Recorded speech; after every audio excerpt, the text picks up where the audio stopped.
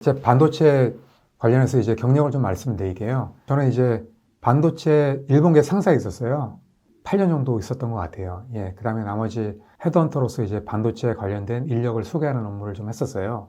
그런 실무 경력을 한 10년 정도 쌓았고요. 반도체 관련해서 이제 박사학위를 받았어요. 그 논문을 반도체 비즈니스로 받았거든요. 반도체 비즈니스 관련된 논문을 또 한 20편 정도 썼어요. 반도체 비즈니스 분야만.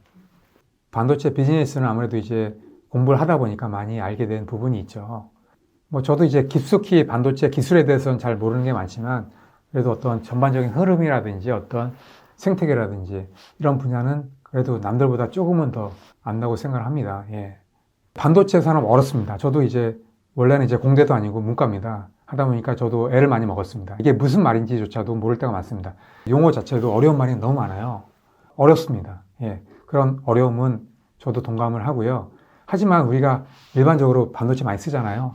우리 맨날 이제 휴대폰 맨날 보잖아요. 하루에 10시간 이상 하는 사람도 있는데 그 안에 다 반도체가 쓰인다고요. 그 다음에 PC도 많이 보지 않습니까? 이 안에도 엄청난 반도체가 쓰입니다. 하다 보니까 우리가 기술적으로는 잘 모를 수 있지만 그래도 이제 반도체가 뭐다, 어떤 용도로 쓰인다, 그런 정도는 알 필요가 있고요. 최근에 뭐 주식도 한다면 단순히 투자가 중요한 게 아니고 전반적인 어떤 그림을 보면서 이제 투자를 하는 게 중요하지 않을까 생각을 해요. 왜냐면은 한쪽 분야만 보면 이게 그림이 안 그려지거든요. 전체적인 어떤 큰 흐름을 봐야만 이래서 이렇구나, 이래서 저렇구나 라는 걸 느낄 수가 있어요. 그러니까 종합적인 어떤 생태계를 좀 이해할 필요가 있는 거죠. 그런 전반적인 생태계를 이해하면서 이제 투자를 하는 것도 좋은 방법이라고 생각합니다. 반도체에 대해서 이제 설명을 좀 드릴 텐데요. 제가 이제 쉽게 좀 설명을 드릴게요. 그래서 이제 반도체는 뭐냐면 그 말처럼 똑같아요. 반도체잖아요. 도체인데 반만 도체인 거예요.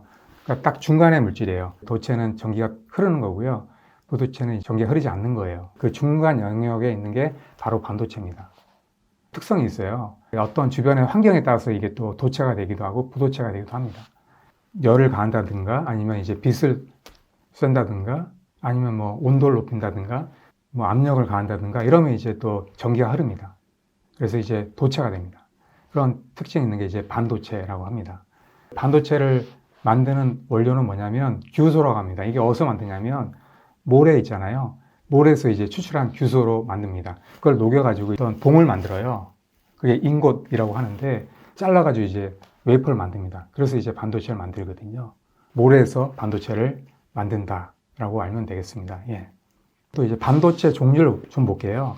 아마 많이들 아실 텐데요. 두 가지가 있어요. 메모리 반도체가 있고 그다음에 비메모리 반도체라고 많이 얘기를 하는데 보통 이제 시스템 반도체가 더 많이 쓰는 말입니다. 해외에서 많이 표준적으로 쓰는 말이거든요. 비메모리 반도체는 한국에서만 쓰는 그냥 한국적인 용어고요. 그래서 이제 시스템 반도체라는 말을 많이 씁니다. 예. 그렇게 이제 두 가지가 있습니다. 시장을 보면은 메모리 시장이 한 28% 정도 돼요. 그 다음에 시스템 반도체 시장이 한 72% 정도 됩니다. 시스템 반도체 시장이 훨씬 더 큽니다. 그래서 그쪽이 더 어떻게 보면 더 중요하죠. 예, 예. 근데 이제 아쉽게도 한국은 메모리 쪽이 좀 강자잖아요. 근데 이제 시스템 반도체는 좀 많이 약합니다. 그래서 그쪽을 좀 많이 강화를 해야 되는데 아직까지는 특별한 성과는 많이 없지만 그래도 어느 정도 늘고 있습니다. 보통 이제 메모리는 말 그대로 이제 저장 장치예요. 하다 보니까 이제 데이터를 저장하는 용도로 쓰이는 거죠. 그런 용도밖에 안 쓰이고요. 그 외에 이제 반도체는 시스템 반도체입니다. 그러니까 저장 용도 외에 모든 겁니다. 예를 들면 이제 뭐 연산이라든지 제어라든지 그 다음에 변환이라든지 이런 쪽에 쓰이는 게 이제 시스템 반도체가 됩니다. 기술적 난이도는 아무래도 이제 그 메모리보다는 시스템 반도체가 더 높습니다.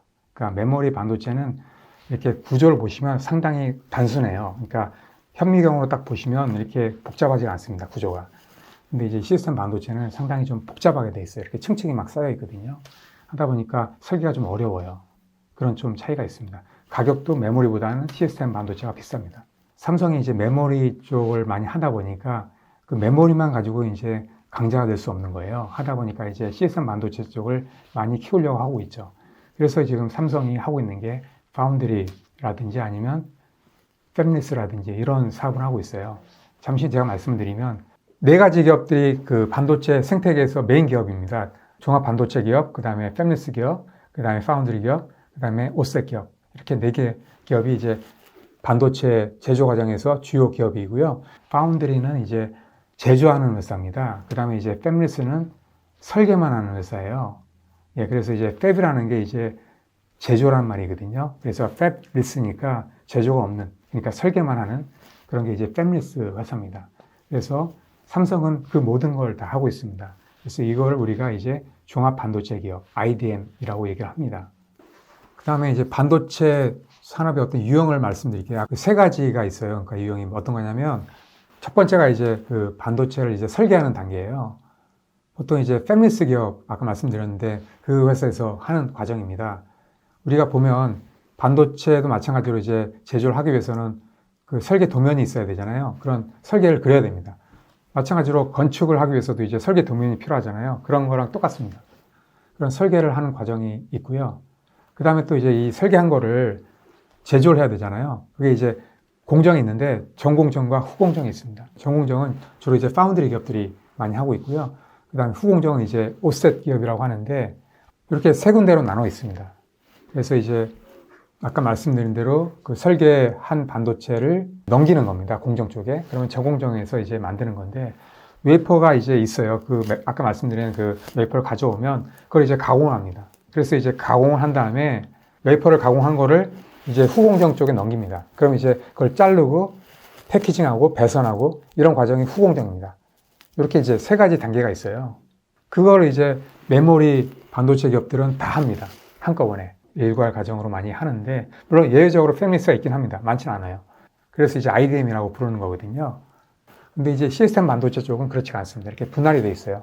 아까 말씀드린 대로 팹리스하고 그 다음에 또 파운드리, 오셋 이렇게 세 군데로 이렇게 분할이 돼 있어가지고 합니다.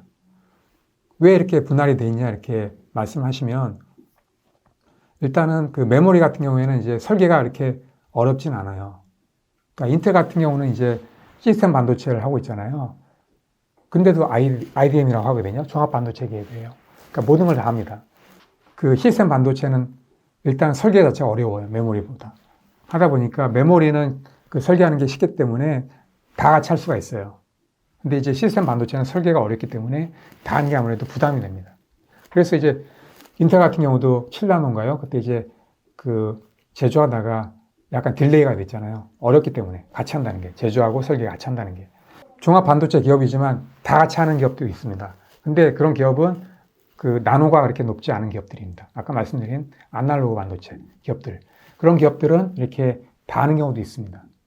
근데 기본적으로 이렇게 시스템 반도체는 세 가지 회사로 이렇게 나눠 있다는 게 특징입니다. 예, 비즈니스 자체가. 그 다음에 이 4개 기업을 서포트하는 기업들이 있어요. 그러니까 이 4개 기업만 있다고 해서 반도체 생태계가 이어지는 게 아닙니다. 그러니까 다른 기업들이 이렇게 지원을 해줘야만 반도체 산업이 생태계가 꾸려지는 겁니다. 예전에 2019년도인가요? 그때 이제 일본에서 소재 한국에 수출 못하게 막았잖아요. 그 당시에는 상당히 위기였죠. 왜냐하면 이제 그 소재가 없으면 한국이 반도체를 생산을 못하니까. 근데 그게 막상 해보니까 어떻게든 이제 해결이 되더라고요. 물론 이제 지금 이제 완벽히는 이제 해결이 되진 않고 있는 걸로 알고 있어요. 근데 하지만 그래도 많은 부분이 해결이 됐고, 왜냐면 이렇게 하다 보니까 우리가 이제 막 급한 불이 막 생겼잖아요. 하다 보니까 그런 걸 이제 끄기 위해서 이제 노력을 많이 하다 보니까 실제로 많이 이제 국산화가 된 부분도 있습니다.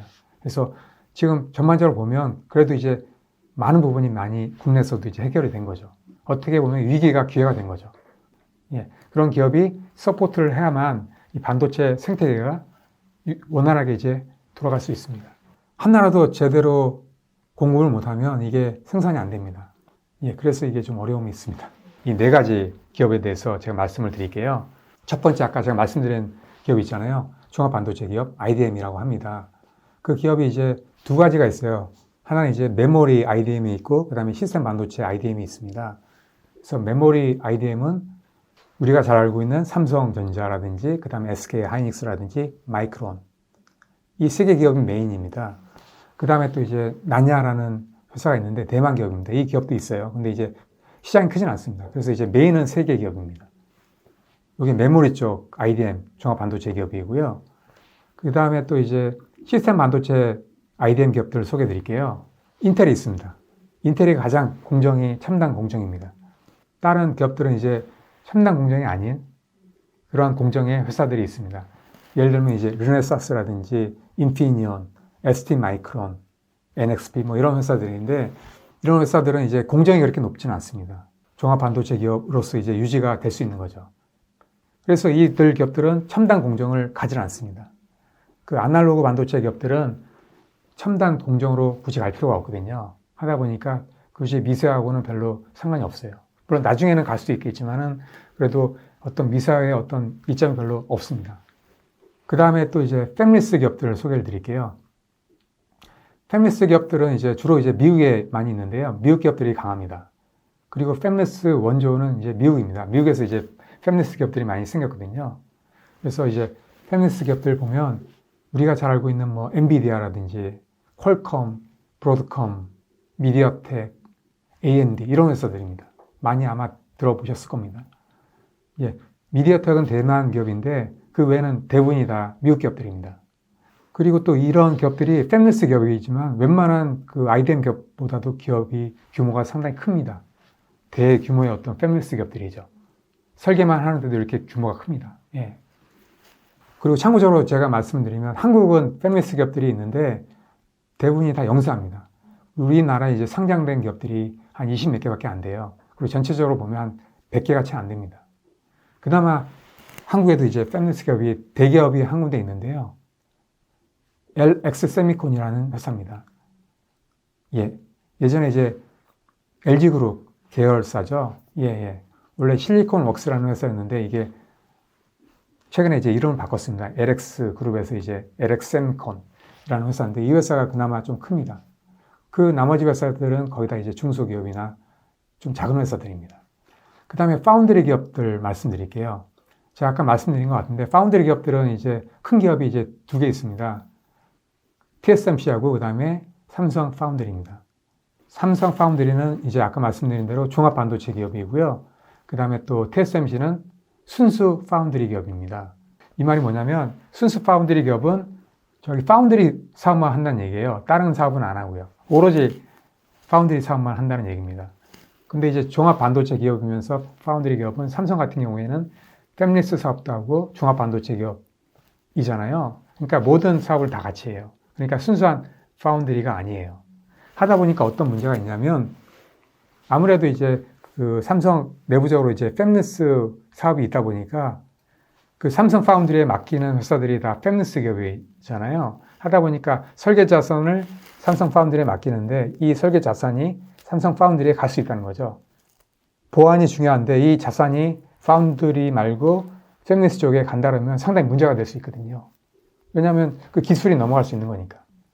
하기 때문에 이런 문제가 있기 때문에 예전에 4년 전에 2017년도에 분할을 했습니다. 삼성 시스템 LSI 사업부에서 삼성 파운드리가 분할을 했습니다. 이런 문제 때문에.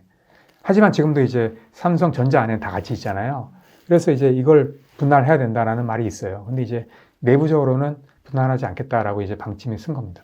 SK 하이닉스 같은 경우도 지금 분할했습니다. SK 하이닉스 시스템 IC라는 회사로 이제 별도 회사로 만들었어요. 그런 문제 때문에. 근데 삼성은 분할은 했지만 별도 회사는 아닙니다. 삼성전자 안에 같이 있습니다. 하기 때문에 이런 한계가 좀 있습니다. 하다 보니까 그런 한계 때문에도 삼성 파운드리가 TSMC를 쫓아가기 어렵지 않느냐라는 말을 하기도 합니다. 예. 그 다음에 또 10나노 이하 파운드리 말고 또 이상의 파운드리들도 많이 있습니다. 그러니까 나노가 뭐냐면 1m를 10억 분의 1로 나눈 게 1나노입니다. 그러니까 1나노가 제일 높은 공정입니다. 10나노 이상의 파운드리, 그러니까 첨단 공정은 아니죠. 하지만 수요는 많습니다. 오히려 이쪽에 더 수요는 더 많습니다.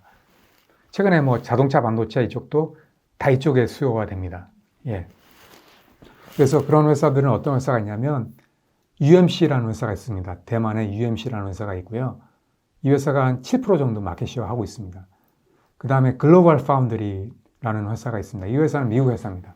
이 회사도 7%가 좀 안 됩니다. 마켓시어가. 근데 이 회사는 최근에 뭐 인텔에서 인수한다라는 말도 있었는데 최근에 이제 나스닥에 상장했습니다. 그러면서 엄청난 자금을 모았습니다.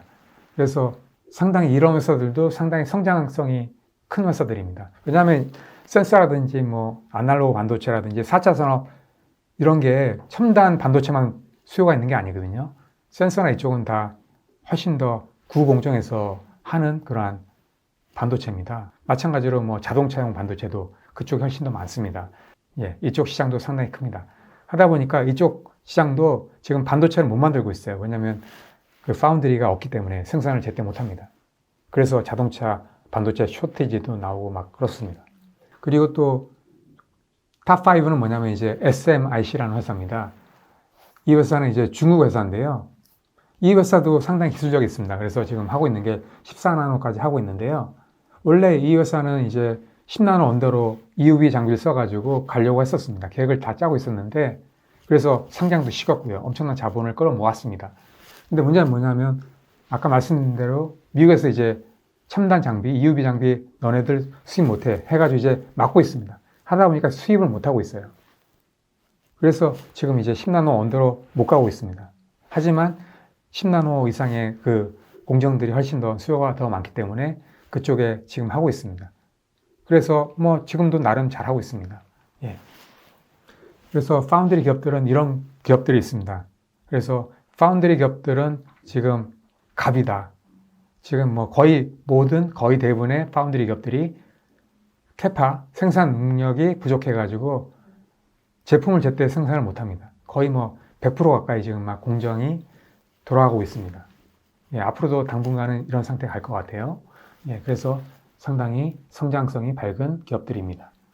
오셋 기업이라고 말씀을 드리는데 그 회사는 아까 말씀드린 대로 그 반도체를 만들면 이제 반도체를 패키지하고 그 다음에 배선하고 하는 기업입니다. 그러니까 후공정이죠. 후공정의 기업입니다. 근데 최근에 추세가 뭐냐면 후공정이 상당히 중요해지고 있습니다. 왜냐하면 지금 이제 미세화가 지금 거의 한계에 거의 도달하고 있기 때문에 더 이상 이제 하기가 어렵습니다. 하다 보니까 이 패키지를 어떻게 하느냐에 따라서 반도체 성능이 더 높아집니다. 더 좋아진다는 얘기죠. 패키지 기업들의 어떤 능력이 중요해졌어요. 그러니까 패키지 기업이 어떻게 패키지를 하느냐에 따라서 반도체 성능이 좌우되기 때문에 중요성이 더 커진 거죠. 예전에는 패키지 공정이 이렇게 기술적으로 많이 중요한 공정이 아니었어요. 근데 지금 이제 반도체 미세화가 진행되다 보니까 한계에 다다르다 보니까 이런 공정이 어떻게 패키지를 하느냐에 따라서 상당히 중요해진 거죠. 그래서 주가가 오셋 기업들이 많이 높아지고 있습니다. 그래서 가장 큰 회사는 ASE라는 기업입니다. 이 회사는 이제 대만 기업이고요. 이 회사가 클 수밖에 없었던 이유가 있어요. 이 회사가 이제 대만 기업이다 보니까 TSMC가 있잖아요. 이게 회사가 이제 넘버원이라고 그랬잖아요. 50% 이상 전 세계에 하고 있는데 이 TSMC랑 같은 대만에 있다 보니까 같이 이제 협력이 잘 됩니다. 이 오셋 기업들은 주로 이제 그 파운드리 기업 바로 옆에 있는 게 유리하거든요. 왜냐하면 이제 웨이퍼를 제조한 다음에 이게 먼 거리를 이동하면 문제가 발생할 소재가 생겨요. 아무래도 이동하게 되면 움직여야 되잖아요. 이런 문제 때문에 바로 옆에서 서포트하는 게 중요합니다. 가까운 거리에서. 하다 보니까 ASE가 같이 이제 파트너가 된 거예요. 그래서 협력 관계입니다. TSMC 물량을 많이 가져간 거죠. 그래서 이 회사가 전 세계 넘버원입니다. 두 번째 회사는 우리가 많이 아는 기업인데요. 엔코 테크놀로지라는 회사입니다. 이 회사는 넘버2인데요. 이 회사는 원래 이제 한국 기업이었습니다. 그 창립자가 이제 한국 사람이었는데 창립자의 아들이 미국에 있었는데 아들이 이 회사를 이제 인수한 겁니다. 미국 기업으로 돼 있어요. 그래서 이제 한국에 상장이 안 돼 있고 미국에 상장이 돼 있습니다. 이 회사는 물론 이제 한국에도 공장이 있지만 주로 강한 게 어떤 쪽이냐면 이제 자율자동차 쪽이 강합니다. 이쪽이 넘버원이고요. 자율자동차가 엄청나게 시장이 앞으로도 폭발할 겁니다. 자동차 반도체가 앞으로도 엄청나게 수요가 많기 때문에 그 수요를 많이 가져간다는 얘기죠. 하기 때문에 이 회사가 성장성이 상당히 높고요. 그 다음에 또 하나 주목해야 될 게 뭐냐면 이 회사가 이제 삼성 파운드리의 협력 회사가 됐습니다. 그 삼성 파운드리가 모든 과정을 독자적으로 하진 않아요. 그 생태계를 만들었는데 각 부분을 다 외줄 줍니다. 오셋 이 부분도 패키징은 이제 외줄 줍니다. 하다 보니까 이 회사가 상당히 혜택을 보는 거죠. 그러니까 많은 성장이 기대가 되고요.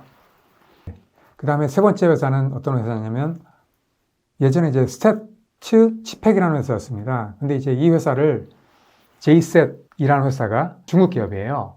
원래 규모는 이제 스태츠, 치팩이라는 회사가 더 컸었는데 이 제이셋이라는 회사가 합병을 했습니다. 그래서 이제 이 회사가 3위로 올라갔습니다. 그 다음에 최근에 이 회사가 또 엄청난 투자를 하고 있습니다. 성장을 많이 할 것 같습니다.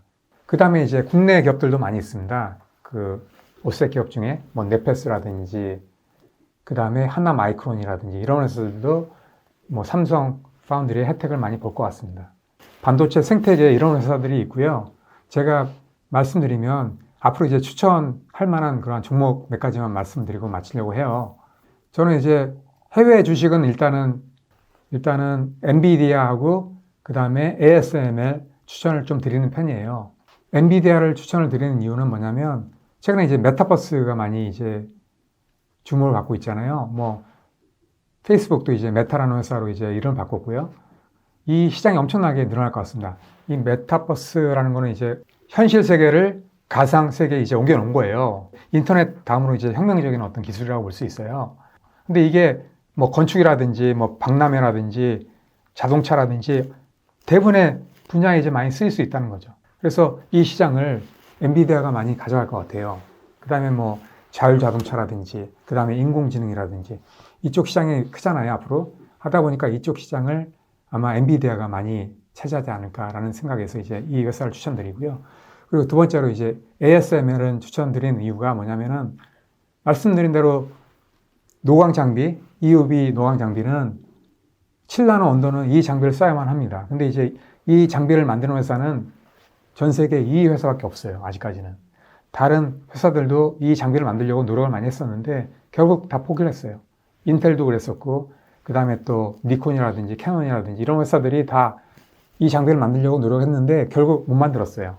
그래서 지금까지 이제 독보적으로 하고 있습니다. 지금 뭐 인텔도 파운드리에 진입한다 그러죠. 그 다음에 메모리 기업들도 지금 EUV 장비를 쓴다고 얘기를 합니다. 하기 때문에 엄청난 슈퍼갑입니다. 이 회사가 이 장비를 공급하지 않으면 생산할 수 없어요. 그리고 이 장비는 1년에 생산할 수 있는 게 40대밖에 안 됩니다. 예, 100대가 있어도 아마 모자랄 수 있습니다. 그 정도입니다. 하기 때문에 이 회사가 앞으로도 많이 주가가 올라가지 않을까라고 생각합니다. 네, 그 다음에 또 파운드리 기업들을 또 추천을 많이 드려요. 아까 제가 말씀을 드린 것 같긴 한데 일단 파운드리 시장이 지금 이제 성장률이 상당히 높아요. 일반 반도체가 보통 한 6% 정도 본다 그러면 파운드리는 매년 성장률이 한 12% 정도 됩니다. 그러니까 한 2배 되는 거죠. 아까 말씀드린 대로 슈퍼갑이에요. 그러니까 이 파운드리 회사가 생산을 안 해주면 반도체를 만들 수가 없어요. 하기 때문에 이런 파운드리 기업들을 추천드리고요.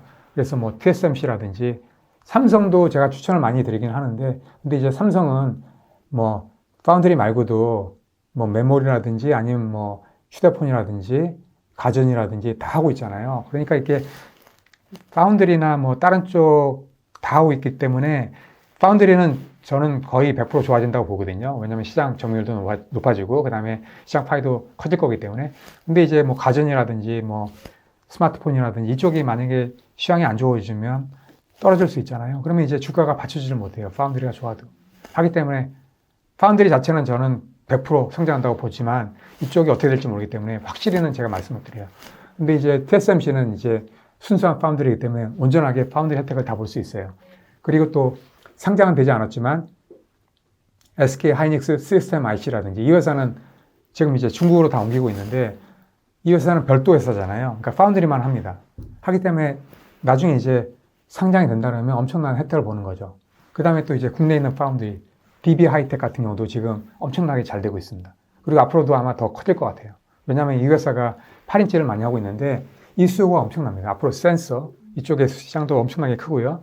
그 다음에 자율자동차라든지 IoT라든지 이쪽 시장 커질 거기 때문에 이쪽에 엄청난 이제 센서가 쓰입니다. 그 외에도 뭐 전원 IC라든지 엄청난 반도체 수요가 있습니다. 하기 때문에 이 회사도 커질 것 같아요. 그래서 이런 파운드리 기업들을 저는 추천을 많이 합니다. 반도체 산업은요, 기본적으로 글로벌 비즈니스입니다. 그래서 이제 국내에서만 경쟁력이 있으면 안 됩니다. 전 세계적으로 경쟁력을 갖춰 있어야 되고, 그 다음에 또 이제 이게 모든 게 다 열려있기 때문에 뭐 어떤 부품이나 소재나 이런 것도 국내에서만 조달할 수가 없습니다. 해외에서 가져와야 되는 부품이나 어떤 소재나 이런 것들도 많습니다. 하기 때문에 다 연결돼 있어요. 그래서 반도체 산업 전체적인 어떤 생태계로 봐야지 한 분야만 보면 안 됩니다. 예. 그래서 종합적인 어떤 큰 그림으로 반도체 산업을 봐야 된다라고 말씀을 드릴 수 있습니다. 그리고 마지막으로 한국이 뭐 아직까지는 메모리 쪽에 반도체 강국이라고 하지만 아직까지 시스템 반도체 쪽은 너무나 마켓시어가 적기 때문에 이쪽을 많이 키워야 됩니다. 그래서 이제 물론 저도 이제 반도체 산업이 한국이 잘 되기 위해서 노력하지만 여러분도 이제 조금이라도 관심 갖고 이제 응원하고 한다면 더 잘 되지 않을까라고 생각합니다. 그래서 이제 한국이 아무래도 반도체 산업이 더 잘 된다 그러면 앞으로 더 훨씬 더 부강한 국가가 되지 않을까 생각합니다. 여러분도 응원 바랍니다. 감사합니다.